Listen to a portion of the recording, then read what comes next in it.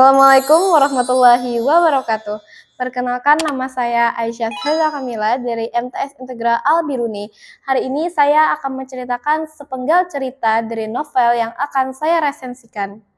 Sebelumnya, pernahkah kalian bertanya, bagaimana jika kita diberi kesempatan untuk melihat kilas balik kehidupan kita, agar kita dapat memahami dan memikirkan kembali semua peristiwa yang telah kita jalani, maupun semua keputusan yang telah kita ambil? Tema serupa telah diusung dalam sebuah novel karya fiksi milik Terelie yang berjudul Rembulan Tenggelam di Wajahmu. Novel ini memiliki genre drama spiritual. Di dalam buku ini, penulis mengajak para pembaca untuk bersama-sama mengetahui masa lalu dari sang tokoh utama. Cerita berpusat pada seorang anak yatim piatu bernama Ray.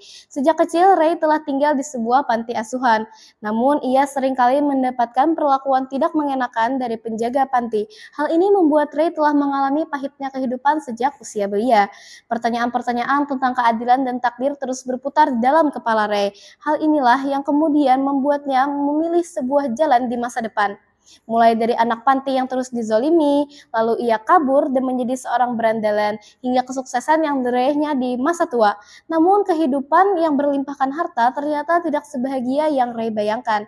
Ia menjadi seorang pria tua yang sakit-sakitan di akhir hayatnya.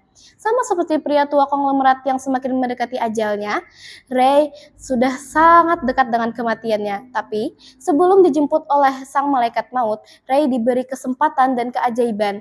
Ia diberikan kesempatan satu kali lagi untuk mengulangi kilas balik kehidupannya, ditemani seorang tokoh misterius. Dalam perjalanannya ini, Ray akhirnya mendapatkan jawaban dari 5 pertanyaan serta peristiwa paling penting di dalam hidupnya. Setiap jawaban dan informasi yang telah dia dapatkan membuka sebuah sudut pandang baru bagi Ray. Menurut saya, kelebihan dari novel Rembulan Tenggelam di Wajahmu adalah ia memiliki cerita yang sangat emosional, namun tentunya berisi pesan moral yang mendalam.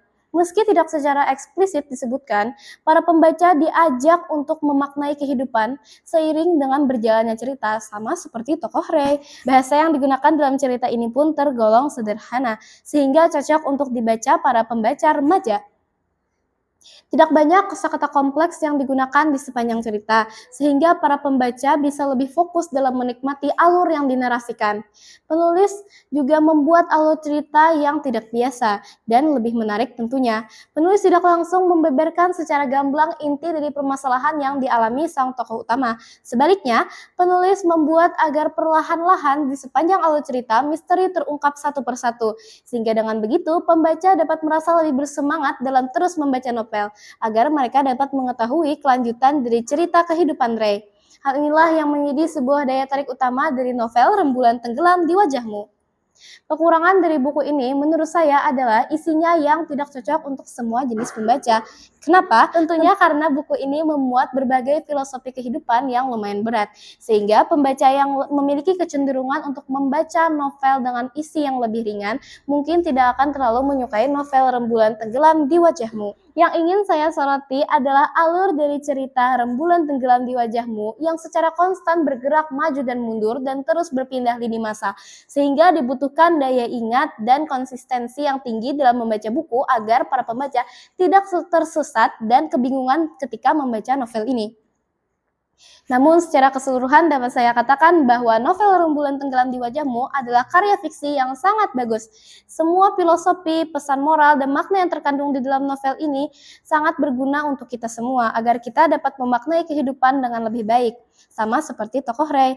Kesimpulan dari saya adalah novel ini cocok dibaca oleh remaja-remaja yang mulai mempertanyakan kehidupan, keadilan, serta takdir, sama seperti Ray. Tentunya agar kita dapat membuka sudut pandang baru dalam memaknai kehidupan kita sendiri. Wassalamualaikum warahmatullahi wabarakatuh.